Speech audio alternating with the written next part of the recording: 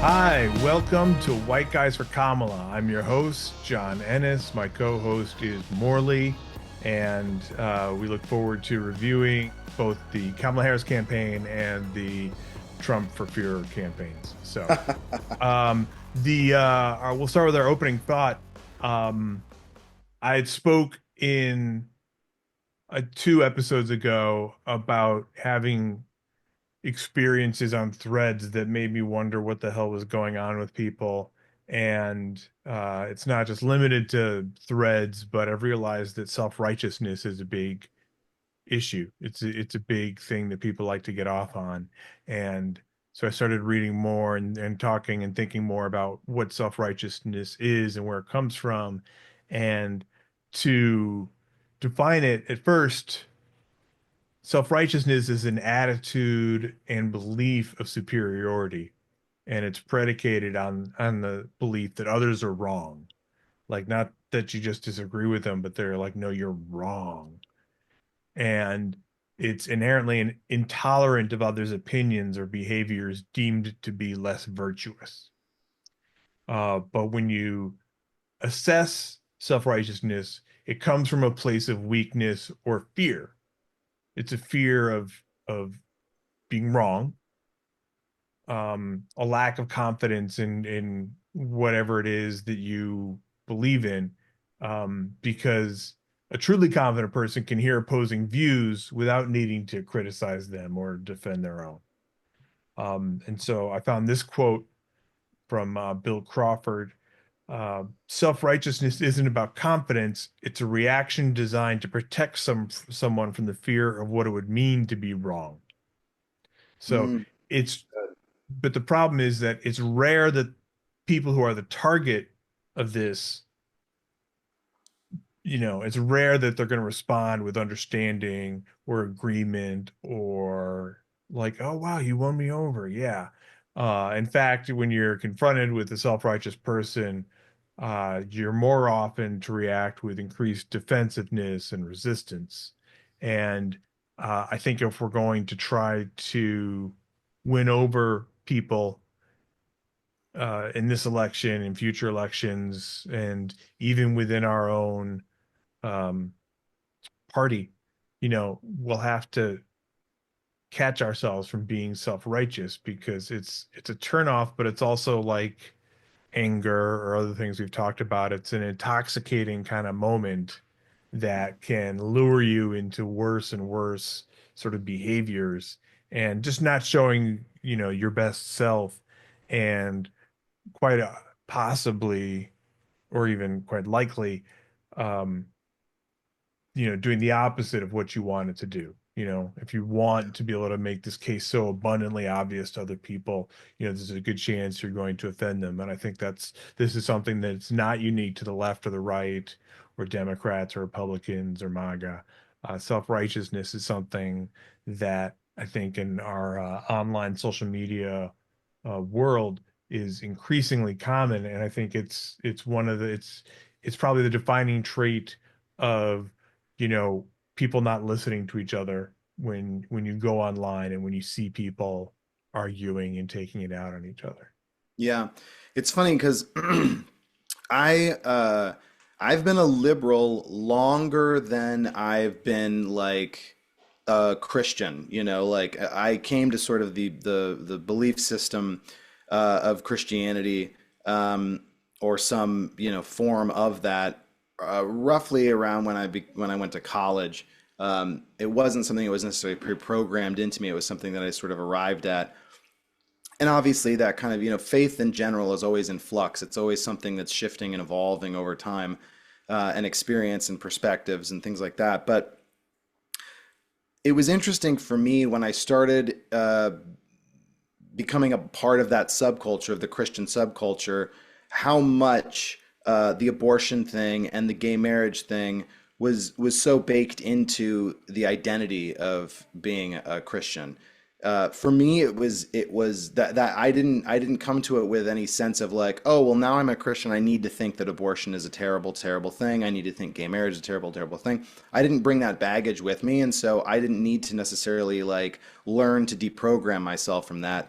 But when I would have conversations with people, and that was a really, really big part of their identity, was this idea that like abortion is murder. It's you are murdering children. Uh, you realize really quickly, like, there's nowhere to go in that argument. There is nowhere you know, that's an argument ender no matter what. You have the you can have a conversation where you feel like we're having a no judgment conversation. We're having an open-minded conversation. There's no open mind when a person firmly believes, oh no, we're talking about murdering children. You know, you don't even think about like, well, let's parse the minutia of at what point life is really created and all this other things. They shut that down so quickly because they're like, nope, this is it. And the problem I find is that everything is that now. Every single belief that people have now, they hold in that degree of it's part of my identity. I can't give you an inch. So often you'll get people that will say, I can't vote for Kamala because of genocide, da da da da da. And I'm saying, do you know a single Palestinian person? You know, Right. do you take into account maybe how they may feel about this? I will completely put, you know, their opinions into a basket of they're right for their opinions, and those are as valid as they can be, certainly more valid than my opinion. But it's to have this level of self-righteousness, but to not even necessarily be the person who really deserves to have that self. It's like a co-opting of it, because truthfully, I think so many people just want to have the bulletproof opinion.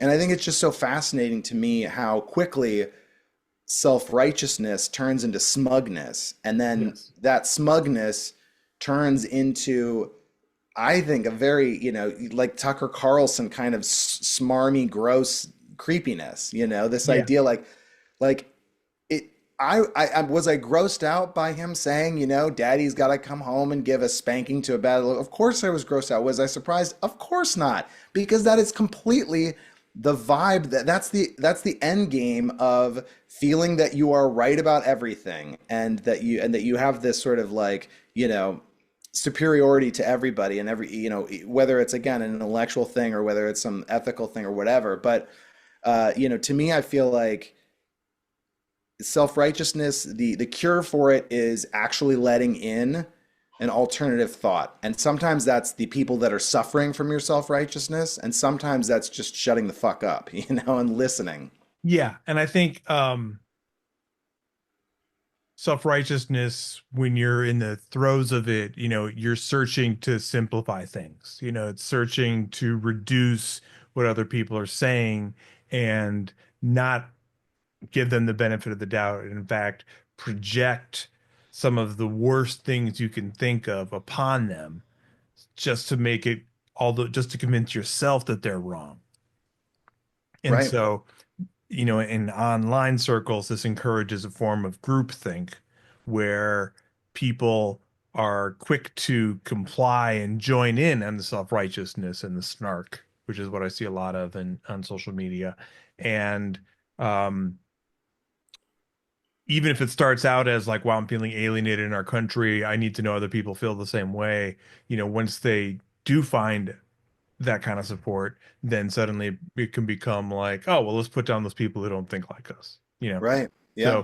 So, um, to go to something that you were just talking about how we navigate the intricacies of the ongoing tragedy in Palestine, here is a clip from the town hall, which uh, Kamala Harris did for CNN. The Democrat, she's leaning toward voting for you, but said she's yet to make her final decision in part because of the conflict in the Middle East. Annalise?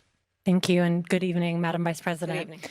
My question is, as president, what would you do to ensure not another Palestinian dies due to bombs being funded by U.S. tax dollars? So I will say, and I think this is to your point, far too many innocent Palestinian civilians have been killed. It's unconscionable. And we are now at a place where, with Sinwar's death, I do believe we have an opportunity to end this war, bring the hostages home, bring relief to the Palestinian people, and work toward a two-state solution where Israel and the Palestinians in equal measure have security, where the Palestinian people have dignity, self-determination, and the safety that they so rightly deserve. What do you say to voters who are thinking about supporting a third-party candidate or staying on the couch, not voting at all because of this issue? Listen, I am not going to deny the strong feelings that people have. I don't know that anyone who has seen the images who would not have strong feelings about what has happened, much less those who have relatives who have died and been killed. And I know people and have talked with people. So I appreciate that. But I also do know that for many people who care about this issue, they also care about bringing down the price of groceries. They also care about our democracy and not having a president of the United States who admires dictators and is a fascist. They also care about the fact that we need practical, common sense solutions from a leader who is willing to work across the aisle on behalf of the American people and not themselves. They want a president who cares about a fundamental freedom to make decisions about your own body, understanding that we're not trying to change anyone's belief, but let's not have the government telling women what to do with their body. So I thought that was really interesting how she pivoted into the larger issues of the campaign without sounding dismissive of people's concerns about what's happening in Palestine, and making very clear what the goals would be for peace and for a two-state solution, which is something that when you have exchanges with people who just accuse her of genocide and why they couldn't support her, there never seems to be a solution offered. You know, it never seems to be like, no, she's supporting genocide, so I can't do it. It's not, but why isn't she pushing for peace, or why isn't she pushing for a two-state solution? Right. Why isn't she trying to bring attention to the cause? Why isn't she talking about rebuilding Palestine? It's always just like an excuse to count me out. You know, it's like the Yeah. quickest way to hit a buzzer. And in the follow-up question that Anderson Cooper posed about what would you say to people who would consider voting third party or not voting at all, it starts to feel like it's a campaign speech, but she's really reminding people of the stakes in this election. Yeah. And there are a Yeah. lot of the same things that I bring up to people. Trump is a fascist, and we have teen girls who are being forced to give birth to their rapist babies. And maybe there's other things going on besides this one international issue, which Yeah. you need to pay attention to. Yeah. But we definitely need to get someone in there who's actually going to pay attention to it and listen to us, and not the guy who's already on the phone with Netanyahu every day, you know, by his own. Yeah. I mean, to me, it's so difficult when talking to people, they cannot allow for what seems to me an inarguable truth, which is it can get worse. He can make it worse. They say like, no, it's not possible. No, he can make it worse. And then after he's made that worse, think about all of the things that you take for granted. Like again, like I brought this up already a few times, but like gay marriage was only, accepted in within like what the last 10 years, you know what I mean? Like I mean, I know it was in like, what was it, 2011 or 12 or something like that. It was Yeah, definitely, yeah. it was like, and it can be taken away. Just, Right. like it took one majority Supreme Court to take Roe v. Wade away. And that was precedent for decades. We've got gay marriage has been precedent, has been a legal precedent for a microscopic amount of that Yeah. comparatively. You don't think that a conservative, if he appoints, one or two or whatever more Supreme Court justices, that they can't take that back away? Yeah. And to me, it seems like the people that are saying like, oh, I can't vote for Kamala because she's, of genocide. Those are the same people that were saying like, oh, well, I'm not going to get married until gay marriage is legal. And they, are holding all these things. Is there going to be any sense of your part of this, of what happens after this? I mean, the idea that they're saying, I don't want the blood on my hands of genocide. Are they prepared for they didn't vote, he gets elected, and that gets worse, and then also gay marriage is taken away. You Yeah. know, like, is Is there that any, also blood on their yeah, hands? is that ever part of the arithmetic? I feel like, and I said this, with the guest that we had on earlier, with that those who sat out the 2016 election because they felt that Hillary Clinton wasn't a good enough candidate. To me, it seems like they've should feel some level of responsibility for Roe v. Wade, like they Yeah. should feel some level of responsibility for all of the mess that we were put in because of poor leadership, because of the COVID, pandemic. I mean, it's crazy to me that we have such a short memory, for all of these things, and the idea that that somehow this won't just be one of the things that he affects. And it's, to me, it's just like, there is no debating the fact that he will make it worse. Yeah. That whatever potential for peace we have right now with Kamala Harris is gone if it's Trump, you know? Right. And I think part of the underlying belief that they're operating under is a fallacy, which is the idea, two things, that one, that, progress is an ongoing, arc, and we're just, this is all going to come around, and that we don't backslide, that doesn't happen, even though we've just seen it drastically happen in just the last few years, and also that sort of belief that you hear about when we're growing up, that like our elections are like a pendulum. They swing left one year, they swing to the Republicans, they swing to the Democrats, and when people are tired of Democrats, they vote for Republicans, and like we'll just wait till it comes back like a tether ball, and it's going to Right, swing her back right back around, and then people will know, then people will understand, and maybe I'm playing part of some role by not doing anything and letting right, bad things happen inadvertently, and then when it comes back around they'll be radicalized and they'll want more, and then yeah, I'll be closer to the goals which I think we should be pursuing. And the right, reality is, now that we know this, is that no, you end up having to, it's like two steps forward, one step back, or three steps back, or five yeah, steps back. yeah, And suddenly you're fighting for things that people secured 50 years ago. And so you can always lose a lot more.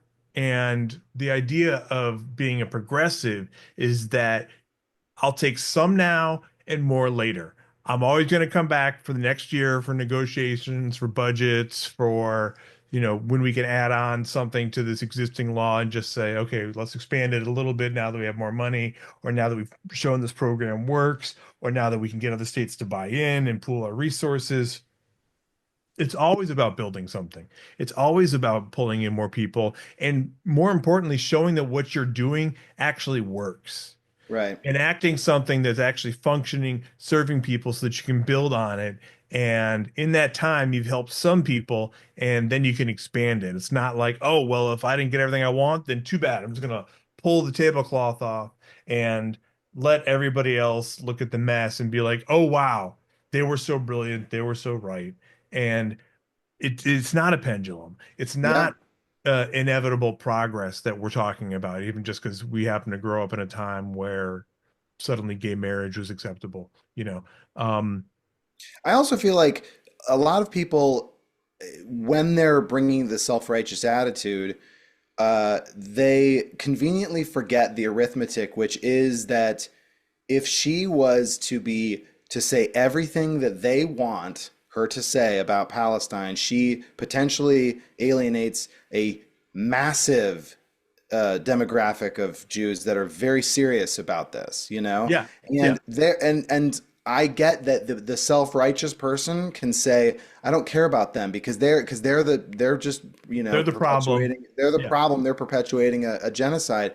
And it's to say, like, look, if she's going, like, you cannot you cannot expect her to not have some level of understanding that she cannot alienate a huge base of voters.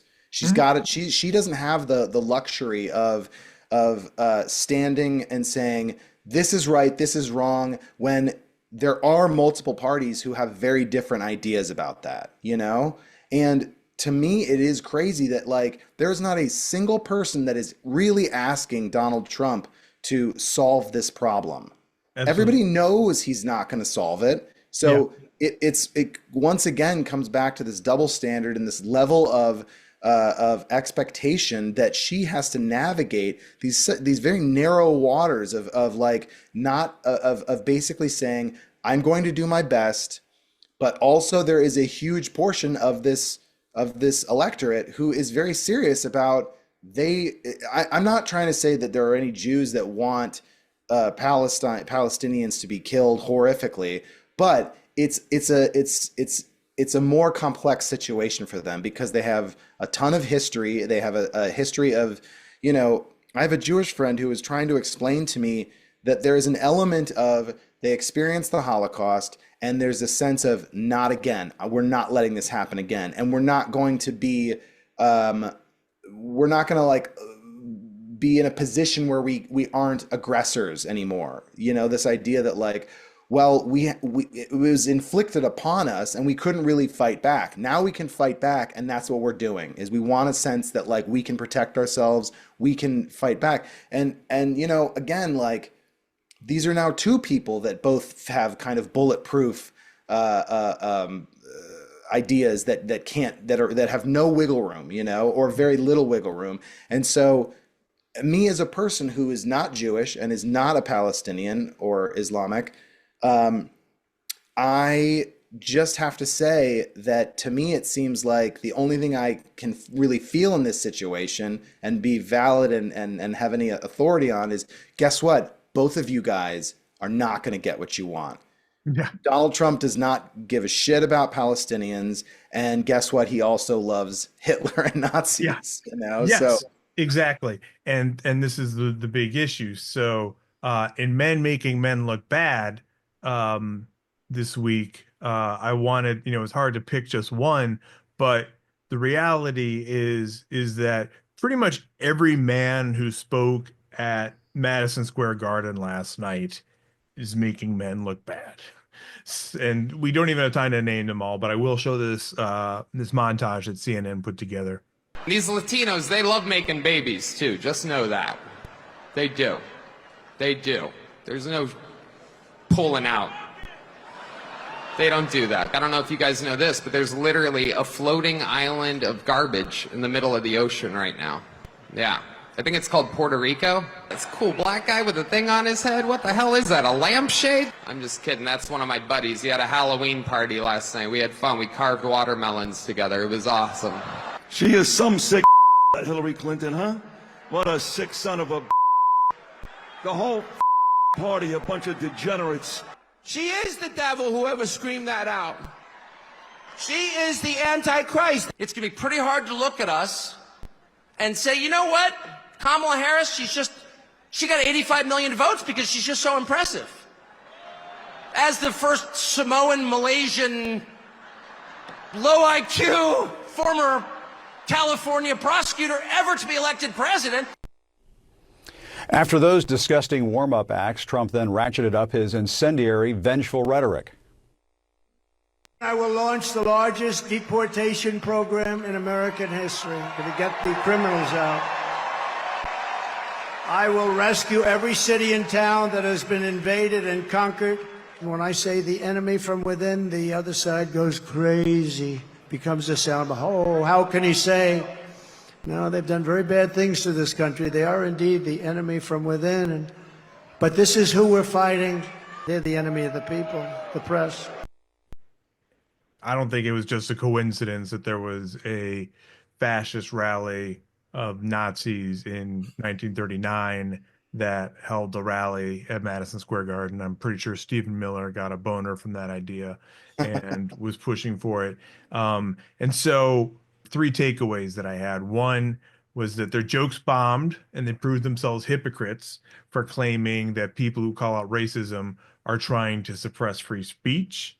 while at the same time endorsing a guy literally promising to punish free speech. He's literally saying right up there, like, we're going to go after journalists who say things I don't like, you know? And so for all of the like, oh, you're woke, you're just trying to prevent opinions you don't like they're endorsing the Fuhrer right there. He's really promising, Right.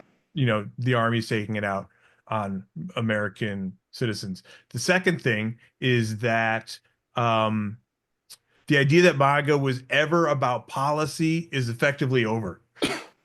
For all of the resentment about being accused of racism, once they let their freak flag fly, it all came down to racism and misogyny. And MAGA is nothing more than toxic masculinity streamlined. Um, and the third thought I had was that this will probably go down as one of the worst political moves in U.S. history by attacking Puerto Ricans, Latinos, Jews, Palestinians, women, black people right before a tight election. You know, there's not much worse you can do as far as the kind of suicide you're trying to commit politically. So I'm going to bring Jacob, our guest, in this week, and Jacob is a filmmaker who has put out a series of videos. This spot is called Man Enough. I'm a man. I'm a man. I'm a man, man. And I'm man enough. I'm man enough to enjoy a barrel-proof bourbon. Meat. Man enough to cook my steak rare. Man enough to deadlift 500, then braid the out of my daughter's hair. You think I'm afraid to rebuild a carburetor? I eat carburetors for breakfast. I ain't afraid of bears. That's what bear hugs are for. I'll tell you another thing I sure as shit am not afraid of. Women. I'm not afraid of women. I'm not afraid of women. They want to control their bodies? I say go for it. They want to use IVF to start a family? I'm not afraid of families. They want to be childless cat ladies? Have all the cats you want. Woman wants to be president? Well, I hope she has the guts to look me right in the eye and accept my full-throated endorsement. Because I'm man enough to support women. Man enough to know what kind of donuts I like. Man enough to admit I'm lost, even when I refuse to ask for directions. Man enough to not ban young women from reading Little Women. Or one of those pants books that the sisters like. I'm man enough to raw dog a flight. It sucked. Not worth it. I'm man enough to be emotional in front of my wife. In front of my kids. In front of my horse. I'm man enough to tell you that I cry at Love Actually. Good Will Hunting. West Side Story. That and Predator. And I'm sick of so-called men domineering, belittling, and controlling women just so they can feel more powerful. That's not how my mama raised me. I love women. I love women who support their families. Women who decide not to have families. Women who take charge. And I'm man enough to help them win. Outstanding job, Jacob. So thank you guys. You've definitely had a lot of positive response. I know you've been on was played on Pod Save America, and I saw you on CNN. So we'd love to hear about the story behind it, because this is 100% about the issues that we started this podcast for.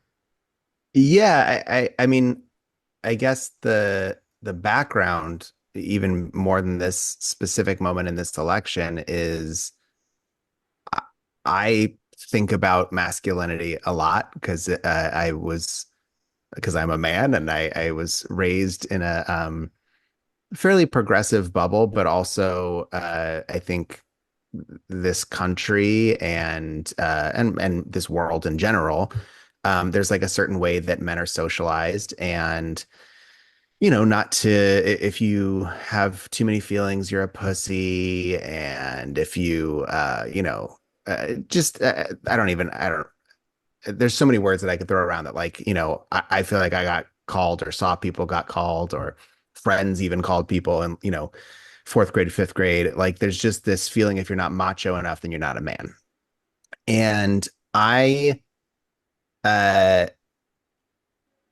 feel obviously the Trump campaign and that whole universe has leaned into that a lot. I think there's a lot of, especially young men, but I think white men in general in this country are feeling really left behind right now. And I think that's a very real thing that, to be candid, I think that the left and the Democratic Party sometimes doesn't talk about as much as I think that they should, because it's, I don't know that they've really found their footing on how to talk about that issue. And so one of the things that got me thinking about it, that led to this campaign in specific, was watching the Republican National Convention and then the Democratic National Convention a week later, and looking at just the way that men were represented in both, right? And so at the RNC, you've got almost this nearly homoerotic version of masculinity, of like talking about uh, size of your crowd, size of your this, size of your that,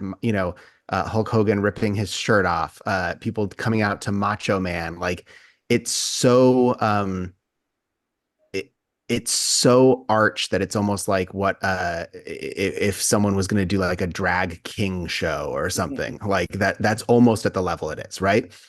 And it's performative in a way that is really funny to me, especially from people who are against anyone doing anything that's like affirms their gender too much. If it's someone who needs someone who's trans or whatever, like they're presenting they're so manly all the time. And then by contrast, at the Democratic convention, I just saw a lot of men who felt really secure in their abilities and their intellect and their power and who they were, and who were in, loving and admiring the women around them, whether it's their spouse or their colleagues. And it just struck me as really, really different. And I think a lot of the times comedy comes from contrasts, and I thought it would be funny to have what feels like a very stereotypical, you know, uh, male targeted political ad for either side of the spectrum, but to have it talk about issues that are both really traditionally alpha male, like macho things, and things that I feel are more a part of realistic or modern masculinity. There's a ton of lines that didn't make it into the spot, because once you come up with something that is a clear premise, it's easy for myself and any other copywriters who are pitching on it to pitch just tons of lines, whether it's, I'm sure we could think about it in our own lives. Like, like my dad didn't really change a lot of diapers, and I change diapers all the time. And that's like a very small part of what I feel being a man is. And I'm not saying my dad's not a man. It was just a different time.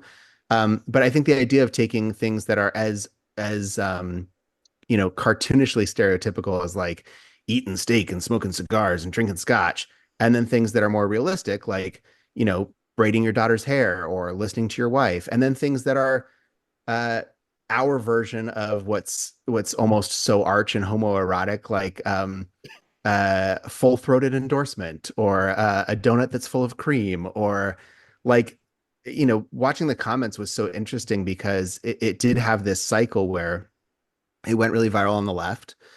And then, of course, once it gets to a certain tipping point there, it went viral on the right for people wanting to take it down and discredit it. And a friend of mine who's another filmmaker texted me at one point. He's like, "This is amazing." And at that point, I was freaking out, because I was just like, I've lost, not that I ever intended to have control over it, but if you make something that gets seen by enough people, you no longer have control of the story around it, which is part of the reason to make things in the first place. But it's also a little bit scary to let go of things.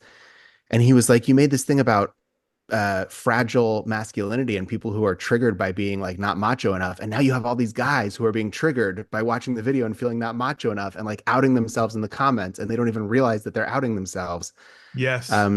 It's So anyway, sad. yeah, it's been a wild ride. I feel like I'm still internalizing a lot of like my own feelings about it, because I expected it to get a big reaction, but maybe not quite as big as it got. Yeah. And we've had not as big of a reaction, but more so in the last week or two, as it's gotten closer to the election, as Morley can attest, our comment sections on Instagram, TikTok, YouTube have become inundated with these kinds of insecure men who seem very threatened. Just the idea that men are sitting here talking about a woman comfortably and calling us all of the predictable names that you would have picked up from fourth or fifth grade, or from There's a lot of being new online. ones too that Yeah, were beta wasn't something that really mattered before. Soy And Boy is a particularly funny one that I didn't know right. And about. so, And and all of funny. these things that they think that they can, it's sad, because to me, it just shows like this is what they're clinging to. And so when they attack us or you Mhm. for challenging their idea of masculinity, that's what they have to flail at you, are the things that they don't want to be called. Every It's attack is sort of a tell. Yeah, it's a lot to carry around. There was a right wing, I presumably a humor website that did like their own parody version of this that got a Oh, bunch of views. And that was really interesting to see because it was like I honestly thought it was like pretty funny and charming. I'm sure they would be I don't know, surprised, bothered. I don't know how they would feel about me feeling that way. I almost commented and I was like, I don't want to make a, a bigger thing about it. But it was, yeah, it was these two broy guys who were kind of doing like a slightly less biting version of the same jokes we were doing, where like one of the lines in theirs was uh I'm man enough to sing along at musicals, and then there's like a very, kind of effeminate aside, and he goes like, I sing at the girl parts, which is like, all right, I don't know who you're insulting, but like, yeah, that's funny. Like guys do, like people do that. And then what was really fascinating and just really interesting to me, obviously that video didn't do anywhere near the numbers that ours did, but there were a lot of comments. Maybe it had like 20,000 views or something like that. And there were guys, presumably their own audience, because from what I can tell, and obviously I hate when so many people have talked about me recently in a way where it's like, did you even do any research about who I am? Where they're like, he's a writer on Kimmel. And I'm like, I don't work at Kimmel anymore. I was never a writer, but like, I'm not gonna, so I'm probably doing the same thing about these guys now. But from what I could tell, it seemed like they were kind of these right-wing influencers on this comedy site. And so presumably the people watching it are familiar with them or are fans of theirs. And in the comments, there were guys being like, well, hold on a second. Hugging your bros is not gay. Or like, I'm voting for Trump and I sing in the theater. Like I sing in theater shows. Like, I don't know if that was, they were saying they do musical theater, but they didn't want to use the phrase musical theater. And then there was another guy who like did this whole, paragraphs defense of why The Notebook is actually a good movie. And like, you shouldn't shit on The Notebook because like The Notebook is actually about like a man's solemn duty to his wife. And then no one had replied to him, but then he replied to himself just to add the caveat that like, by the way, I also lift weights. I own guns. I'm voting for Trump. And I feel like it's funny to me, but to say that it's funny is almost like belittling to these guys in a way that I don't intend. And I just feel like for all of us, for all men, but especially for these guys who maybe haven't had I don't know, just clearly don't live in a situation where they feel as comfortable being open about things like hugging each other or musical theater or watching The Notebook. Like, it's such a bummer to me that these guys are carrying around that amount of judgment about themselves and about each other. And I I think it would be really easy to just laugh at that. But I also think it's kind of like a big failing of our society to not make space for men, but for any kind of people to feel like they can just feel their feelings, which is right. Well, and I think that to tragic. me that what a lot of your spots I think do so well, and what I think that the challenge in parodying them is that one of the things that you're talking about is that your identity is not dependent on somebody else's rights, on somebody else's like what life they choose to live. And so if you're going to parody that and flip it around, then of course you're going to get people that are saying like, oh, but like my identity is, like, and it's going to be this thing where everybody doesn't really know what to do, because ultimately the premise, what you're saying is like, we should all have the right to live and be the kind of men that we want to be without having to define ourselves by other people's lifestyle choices being something that infringes upon us or makes us afraid or whatever. And so when you flip that around, of course, the response is going to be like, but I mean, it's still okay for me to like The Notebook, right? And it's like, yeah, of course it's okay for you to like The Notebook and lift weights and own guns or whatever. Like, that's the whole point. Your spot is essentially saying you don't need to be afraid. And their response is always, I'm not afraid. Right, I'm not afraid. right. Where do you think I'm afraid? And it's like, Yeah. Why are you trying to scare us? Why are you then- attacking me? Yeah. Right. It goes right to that, because men, well, two things. They're not good at sharing emotion or explaining it, because we've all been raised with Yeah, anger, it's hard. anger being our only real emotion we're ever really allowed to show. And the other is that because men are so accustomed to voicing their opinion on things and mansplaining and talking over women, like Brett Baer in the Kamala Harris interview, you know, they're going to say right away, what they object to without even really thinking it through. Yep. And so that's sort of the sort of paradox. And so I think you're very right, and this is something we spoke about last week, about how the Democratic Party will have to find ways to include specifically younger white men so that they don't keep drifting off into the toxic male influencer plantation. Morley and I were talking before the show started about the latest polling, and it does show Kamala up with a lot of demographics building on what Biden had in 2020, except young men. And that's where the loss is to Trump, and it's very informative. So so these are the kinds of things we want to speak to. We started this podcast specifically because there's next to no space online for men to hear men talk about issues and virtues, if it's self-righteousness, if it's being judgmental, if it's operating from self-pity, if it's realizing that anger is an intoxicant and that's why, you know, we feel good doing it, and all these other issues we brought up on this show, and particularly speaking with Mark Green, the author of Remaking Manhood, talking about how boys from a young age are growing up with this feeling of like, well, you know, what you can't do is identify as being a kid, and you can't be girly, and you can't be gay.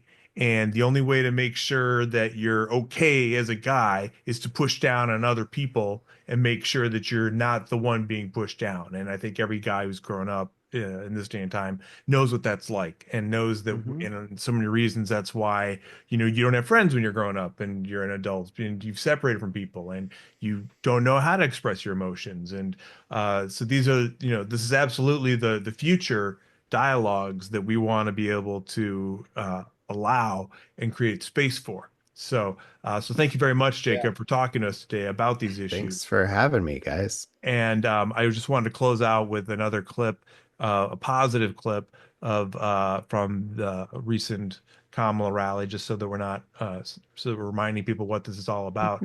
And again, speaking to how much we like people who aren't like us, this is Beyoncé speaking, very important, at the Harris rally. And I was very moved by listening to her speak.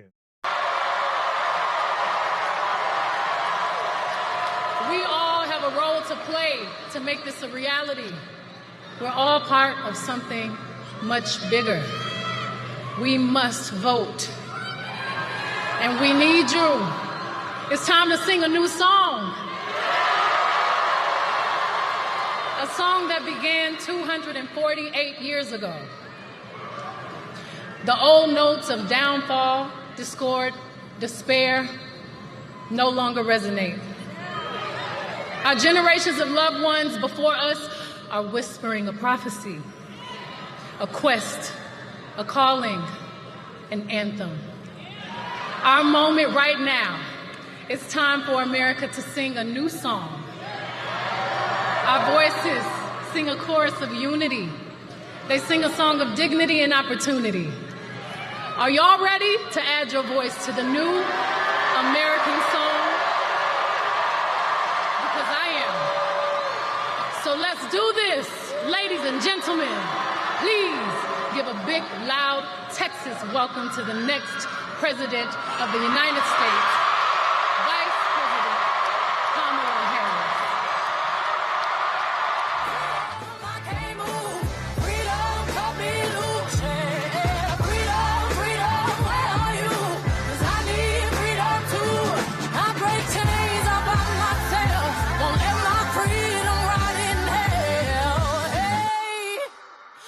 Keep on running, cause the winner don't quit on themselves.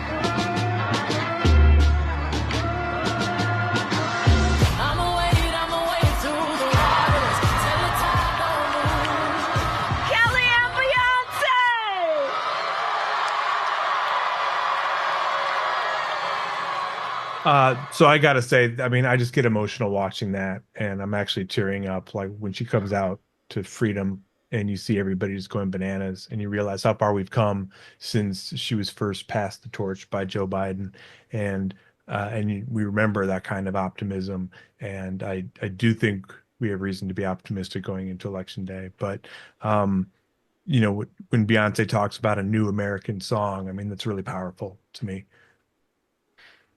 Awesome. Yeah. So thanks again for joining us, Jacob, and thank you for doing what you can and using your talents to raise awareness to these issues and using your voice in this campaign. Yeah. And also Thanks thank for you having for me. joining us. You're welcome. Can I say one thing real quick too? Is that I want Please. people to know, I made these videos and the videos are getting a ton of views and all of that. But like also I am phone banking and text banking like every day because we all have to put in the work. And I think a lot of the time people are looking for their silver bullet to make a difference. And I just would encourage anyone listening, you can go to mobilize.us. You can look for different orgs. If you're more moderate, there's moderate orgs. If you're way fringy like me, it's not even that fringy. It's the majority of people, but like there's Yeah. Sunrise Movement does a ton of great work. There's Swing Left, just like we all have a week to put in the work and we all should, and it's joyful work. And I think we'll all be proud and happy we did. Yeah. Morley and I have been phone banking. I was phone banking with Swifties for Kamala this weekend. Nice. So thank you again. And yeah, let's all put in the work. Speaking of which, we don't have a Patreon, but we have been asking people to donate. secure.actblue.com/donate/white dudes. And we've made a lot of progress. Let's bring it across the finish line. So thanks again, everyone.